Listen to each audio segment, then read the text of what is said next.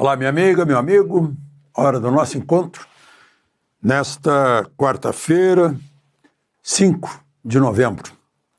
Está fazendo 10 anos hoje do desastre ambiental da queda da barragem Mariana, 18 mortos, muita lama, uma tragédia ambiental. Num país em que a gente está sediando a COP, fazendo grandes discursos pelo meio ambiente.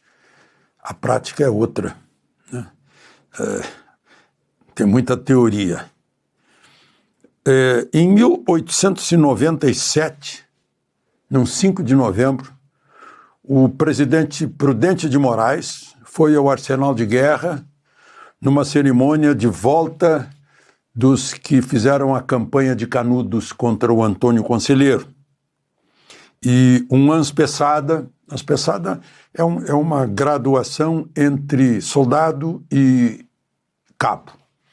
Um anspessada pegou uma garrucha que falhou, mas depois ele pegou uma faca e avançou sobre o presidente. O Marechal Bittencourt, que era ministro da Guerra, pôs-se entre ele e o presidente para defender o presidente e foi esfaqueado várias vezes e morreu, ministro da Guerra. O anspessada foi preso e depois teria se enforcado na prisão. Todo mundo diz que foi uma conspiração envolvendo civis e militares. Ninguém acreditou muito na versão de que ele fez sozinho. Sabem qual é o nome dele? Marcelino Bispo de Mello. Será que a história se repete? E hoje faz um ano que Trump foi eleito presidente pela segunda vez. Derrotou Kamala Harris. E é com Trump que a gente vai começar a conversa de hoje. Lembre-se de se inscrever e ao final de deixar o gostei ou não gostei.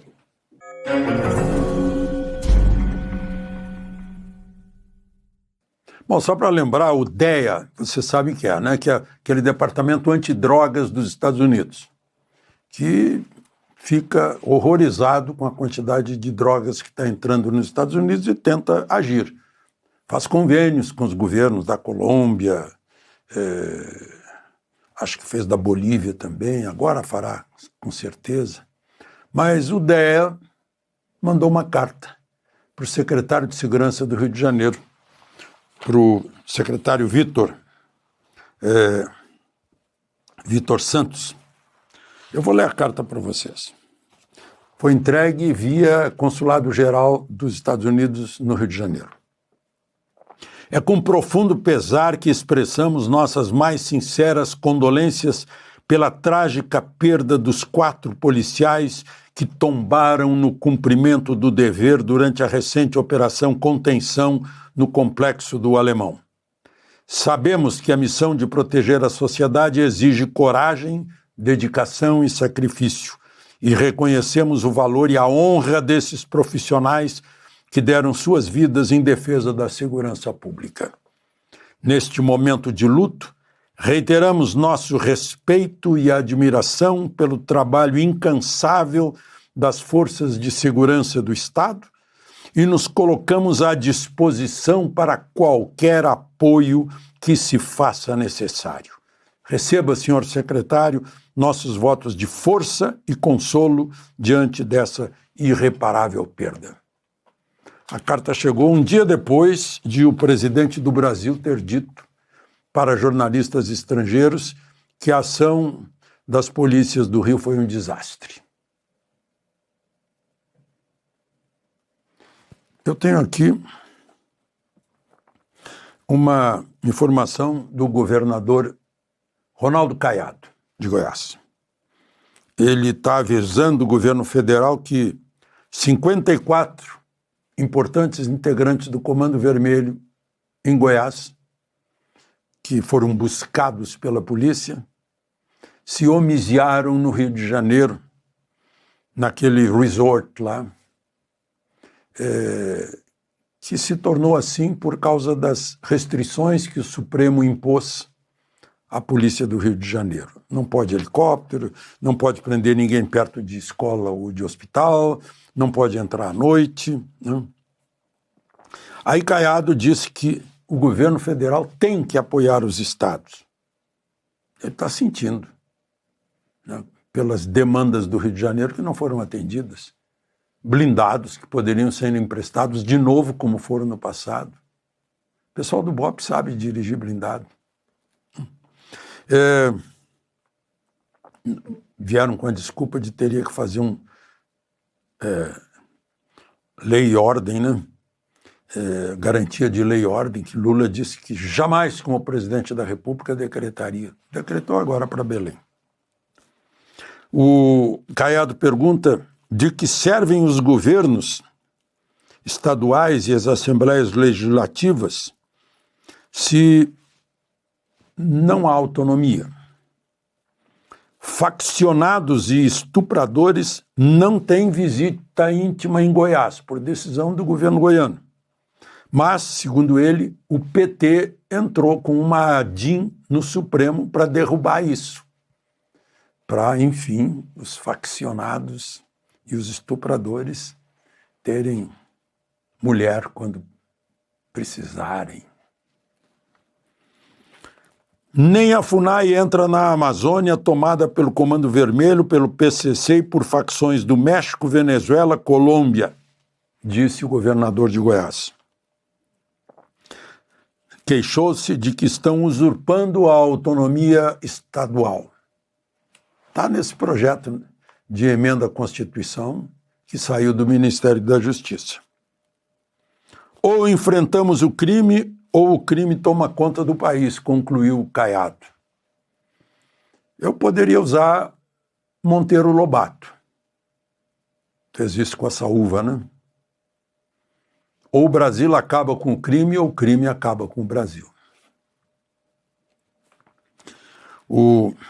A propósito, Maranhão, Piauí, Tocantins, operações policiais hoje.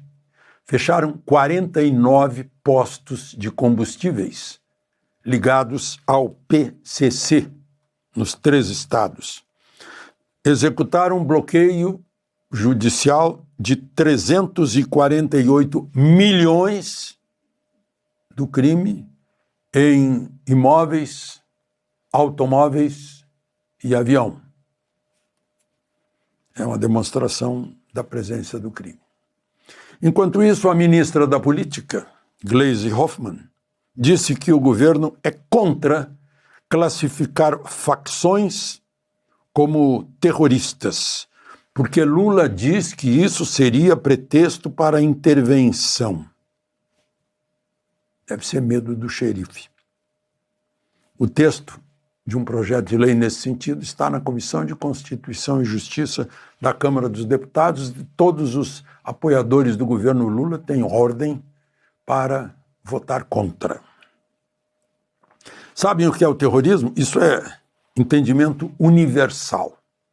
Terrorismo é uma ação de ameaça ou de violência ou ameaça de violência sobre a população não combatente, com objetivos políticos, para provocar medo ou terror. O que está se discutindo aí é objetivos políticos. O que é político? Aí tem que entrar em outra definição. Político não é só a política partidária. A tomada de poder é um objetivo político. E o terrorismo quer tomar o poder.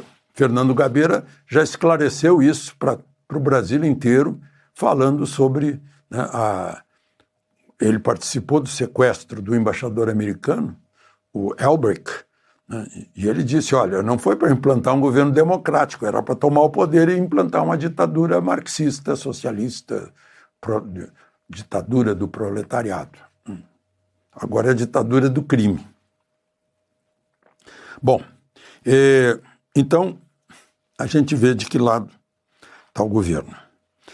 E como eu previ ontem, alguém pediu vistas do processo de cassação de mandato do governador do Rio de Janeiro, Cláudio Castro.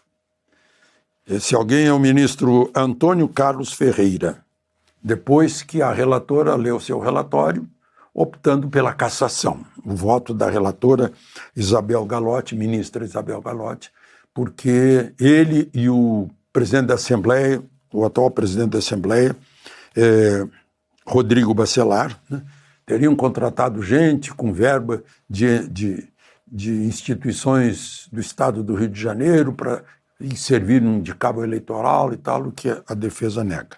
Mas, enfim, o julgamento vai ficar para mais 30 dias de pedido de vistas. Enquanto isso, os recursos de Bolsonaro nem foram julgados e já estão, parece coisa de urubu, né?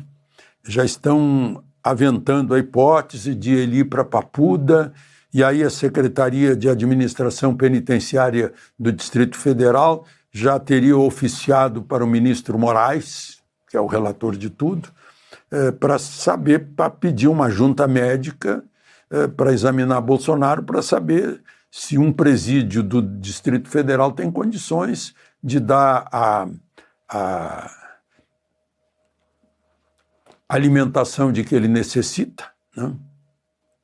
Que tem que ser uma alimentação apropriada para o problema que ele tem abdominal depois da facada do bispo, do Adélio Bispo, tal como o outro bispo, Anspessada Bispo, tentou esfaquear o presidente Prudente de Moraes, né? Só que passaram-se os anos, todo mundo ficou sabendo que era uma conspiração, que aquele bispo só foi quem pegou a faca, né?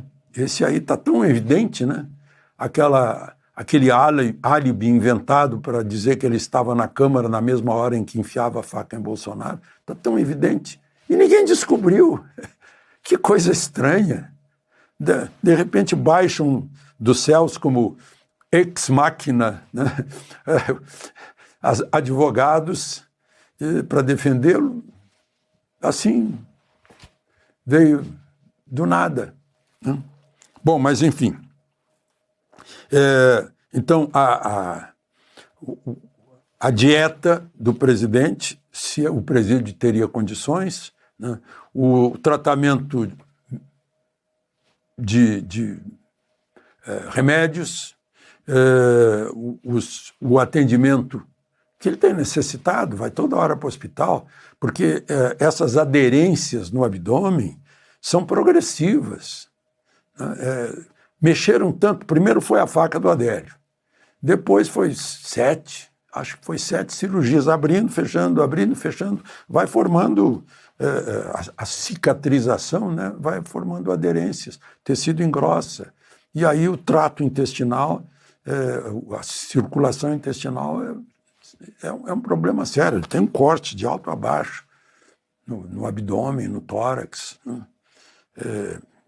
E o pior de tudo é que é um crime que até hoje provoca sequelas, consequências no corpo da vítima, e nós, brasileiros, não fomos capazes de apurar totalmente o que aconteceu. Sabemos apenas quem foi o executor, o bispo de Brasília, Alexandre Garcia.